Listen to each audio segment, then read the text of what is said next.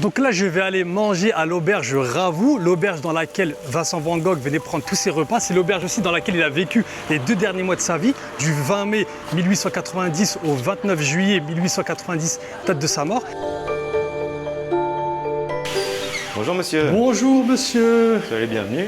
Merci beaucoup, j'ai réservé une table Oui. pour ce midi et je voudrais manger à la même table que Vincent Van Gogh. Est-ce que c'est possible? C'est parfait monsieur.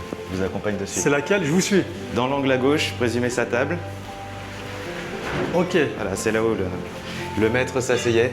Ok. Et c'est voulu qu'il soit ici, isolé, tout seul?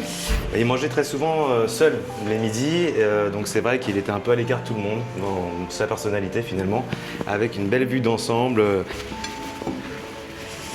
Je vous ramène le menu, monsieur. Est-ce Oui, que un petit quelque chose vous ferait plaisir à boire? Une eau plate, s'il vous plaît. Une eau plate? Oui. Très bien. Ce qui est incroyable, c'est qu'en fait, la décoration ici, rien n'a bougé. Tout est encore dans son jus. C'est ça que j'aime bien.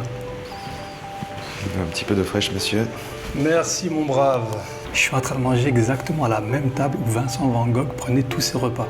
Lui, il payait 2 francs par repas. Aujourd'hui, ça a bien changé. Tu t'en doutes bien. Quelques semaines après son arrivée à Auvers-sur-Oise, Vincent Van Gogh n'a pas assez d'argent pour s'acheter du papier ou de la toile pour faire ses tableaux. Il va venir à l'auberge et il va voler 3 torchons comme celui-ci pour pouvoir faire ses peintures. C'est incroyable.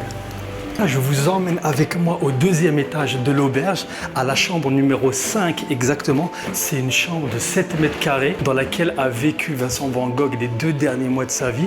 Et c'est aussi la chambre dans laquelle il est mort. La chambre, il l'a louée environ 1,50 € la nuitée. Et franchement, j'invite les gens à venir visiter parce que c'est vraiment incroyable. C'est vraiment un morceau d'histoire, cette chambre-là. Et petite anecdote, Vincent Van Gogh planquait ses tableaux sous son lit. Il les peignait, il les enroulait et il les rangeait soit dans le petit placard là-bas, soit il les mettait sous son lit. La chambre, franchement, je vous invite vraiment à venir visiter. C'est pour ça que je ne vais pas vous filmer l'intérieur de la chambre. C'est mieux que vous veniez découvrir par vous-même et aussi par respect suite à la demande des propriétaires. Mais il se dégage une émotion ici dans cette chambre-là. C'est incroyable de dire que Vincent Van Gogh a vécu ici, qu'il est mort ici sur son lit. C'est vraiment, franchement, moi, ça me fait quelque chose. C'est vraiment incroyable.